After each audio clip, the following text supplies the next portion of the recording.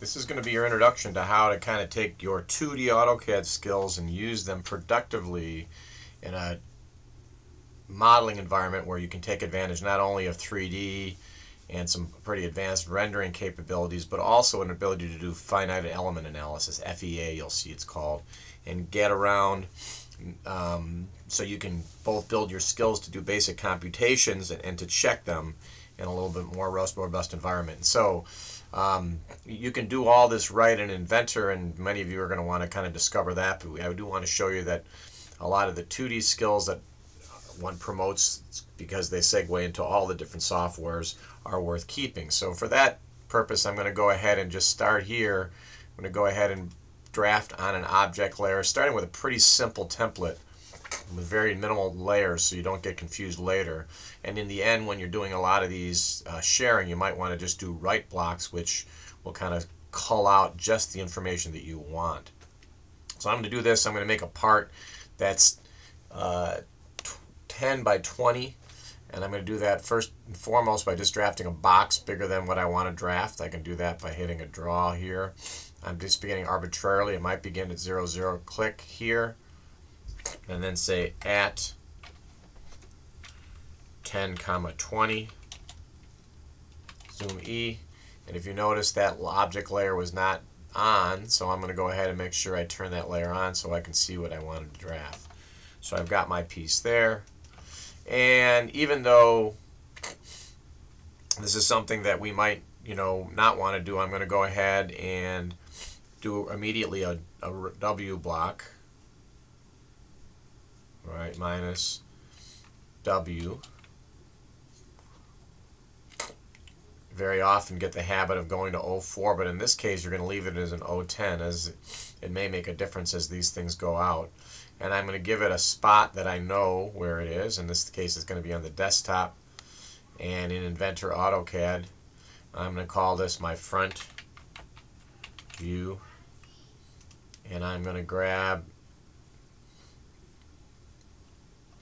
star for my whole drawing, yes, and it just went out. Now I'm going to show you in another view here. I'm going to view off to the side there, and I'm going to draw a box here just so you can see it. I'm going to copy that box over here, and I am going to think about that. Instead of being that direction, I'm going to have a line from the endpoint there, shift right click from the endpoint there to the endpoint there, and I'm going to trim these things out.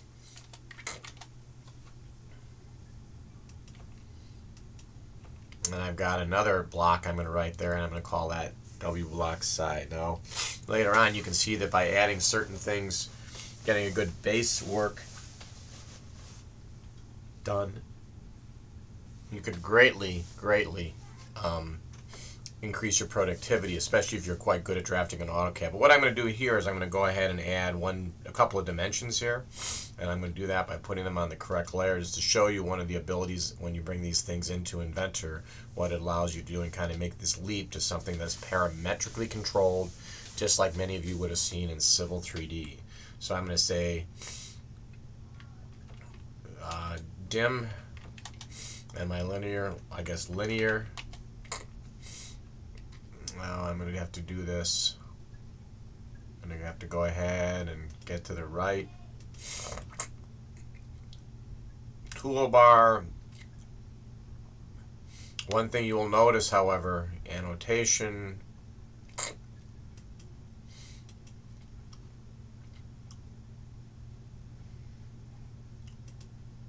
I'm going to go linear from the endpoint there.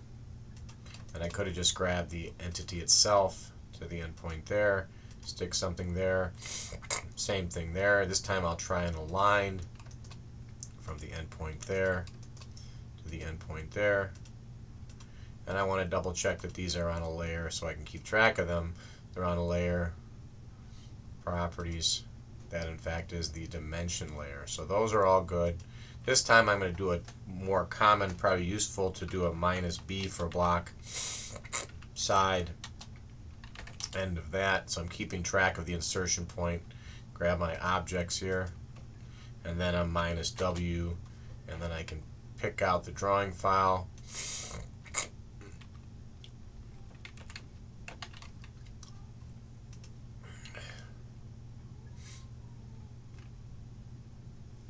I'm sorry, we're going to do a W. It's a little bit easier to control that. We're going to grab out a block, which we just wrote out, which is the side view.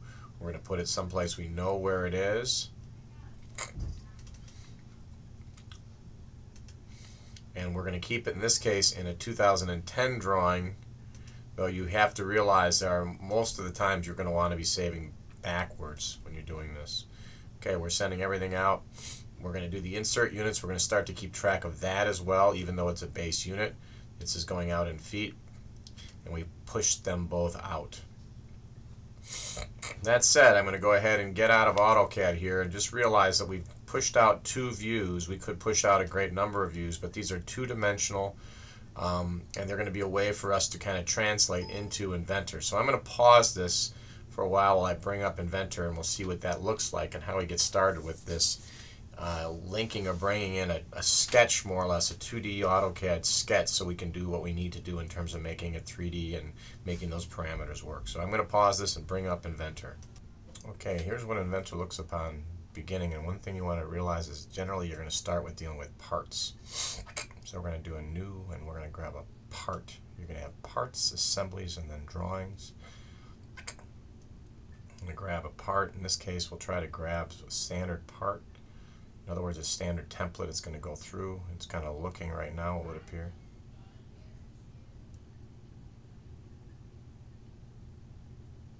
It brings in a standard part, and you have something called the basic sketch here. Now you'll see there's going to be any number of sketches already defined. If you hear, you have this kind of sense of what's kind of the basics of the origin and the like. And in this case, we're going to really start to just concentrate in the short term on doing this, which is to bring in an AutoCAD drawing. And we're going to bring that from a known spot. Once again, knowing where your stuff is at is going to become incredibly important.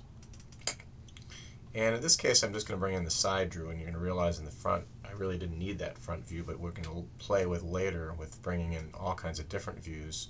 We're bringing this in.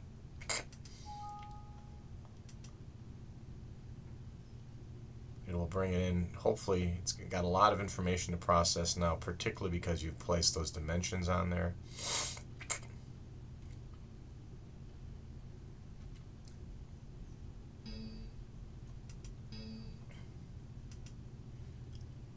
Again, working with free software available to all students.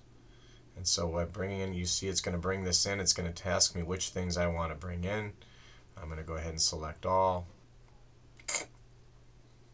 Dealing with a model.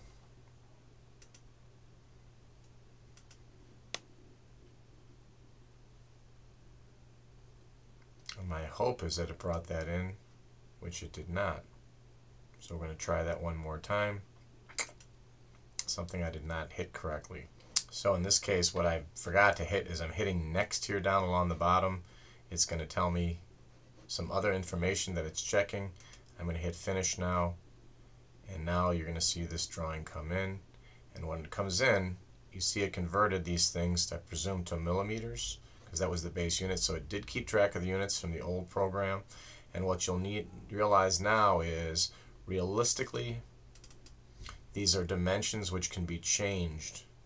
And so, for instance, here, if that was going to be a different height, I could make that 6100, and it will fundamentally change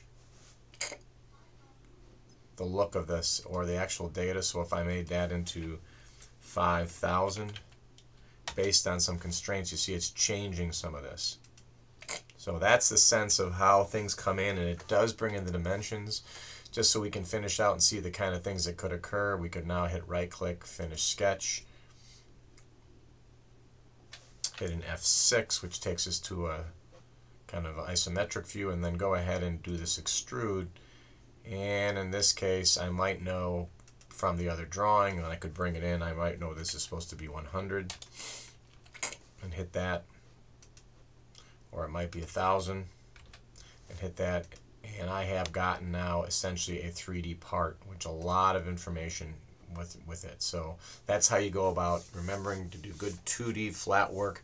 Use dimensions as you want these things to be manipulated later on in Inventor. That's a real quick how to bring things in from a 2D sketch into Inventor.